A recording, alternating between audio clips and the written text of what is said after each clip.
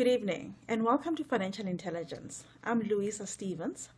Last week, I introduced the subject of financial intelligence, and before I wanted to go into the topic of how you become financially intelligent and start creating the financial future that you want, I challenged you to go and think about, what you want your future to be like and to start designing the life that you want to live.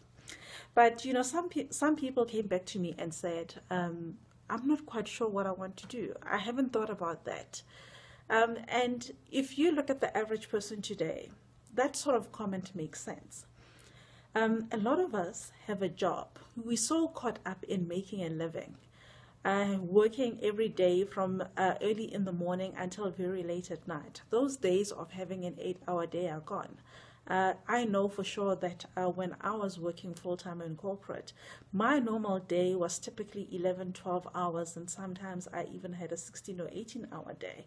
And even sometimes when it was really, really bad, I had to sleep in the office. Well, it wasn't sleep, it was work through the night, but you get the drift. So we're so busy earning that living in order to put our children through school, to pay for that mortgage, to make sure that the bills are paid, that we forget to have a life. With the advent of technology, even those sacred weekends are gone. Often, you have to jump every time your mobile device buzzes in order to make sure that you answer that email or text that comes from your boss. So your free time is not even your free time anymore. So how do you then start dreaming again and start identifying what are the things that matter to you? Well, this means that you need to start becoming the child again and start finding the things that excite you again. If you had to spend an hour and flip through your favorite magazine, it does not matter which. Actually, the type of magazine that would be your favorite magazine would actually indicate where your interest lies. What are the things that make you smile? What are the things that make you want to pause and actually want to learn more about those things?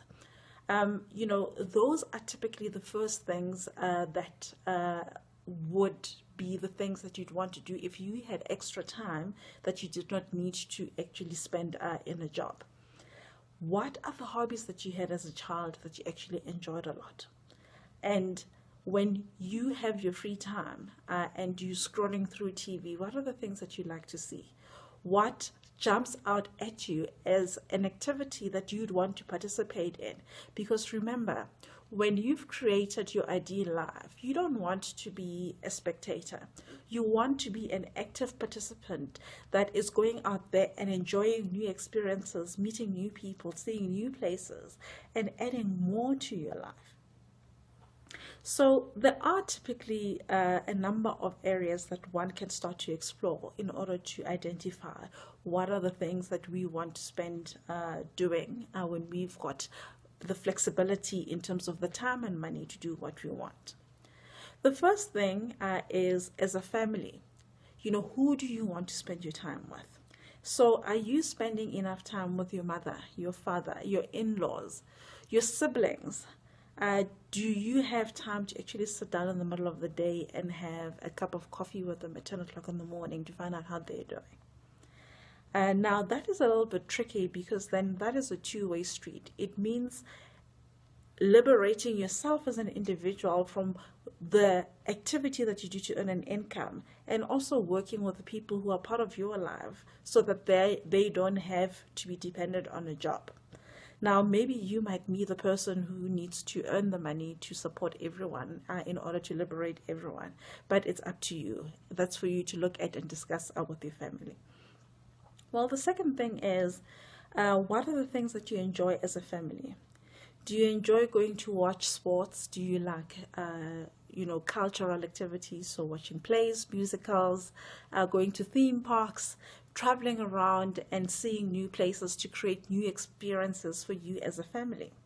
Now, when I created my dream life, travel featured quite highly on that list because I really, really enjoyed travel. I really like enjoying, learning new cultures, meeting new people, and seeing new places. Perhaps that is something for you. One of the things that I really, really enjoy is art. I enjoy, as part of travel, it so happens that it works quite well together, is actually seeing new artists, buying artwork whenever I travel. And one of the things that I want to be spending more time in is on my artistic side, painting, drawing, and that sort of thing.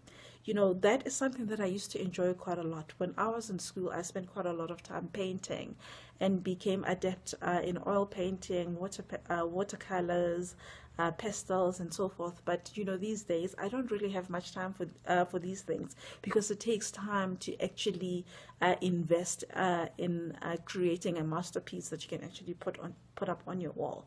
I don't think today I still have a portfolio out of the many paintings that I had because so many people who were my friends and family wanted a piece of what I'd created. Now that is something that I'm very passionate about, that I want to do. Music. For me, music is something that is very important to me. I used to be a pianist. I played piano for about 5 years when I was in school, and it's something that I wanted to carry on doing. But my dream is a little bit bigger than just playing piano. I wanted to have a grand piano, and that means I have to have a grand house that can house a grand piano and play, in order to relieve stress, play when I'm happy, and just create an atmosphere. Now, that is some of the things that I enjoy. And of course, there are many, many things. There is sport. There is spending time with people who are in need, spending time with charities, and actually creating a difference in other people's lives, spending time with young people and mentoring them and helping them and directing them and guiding them to create the life that they need. It's one of the many things that are there, but if you spend a little bit of time and just brainstorming and exploring with your loved ones to see what are the things that you enjoy doing together, that then you can start working towards something rather than just working to pay the bills on a monthly basis. I hope that is useful to you. And next week, when we start exploring what are the things that you can start doing to creating the financial freedom to do the things that you want, you will have something that you're working towards, something that is the goal that will drive you to work towards your dreams.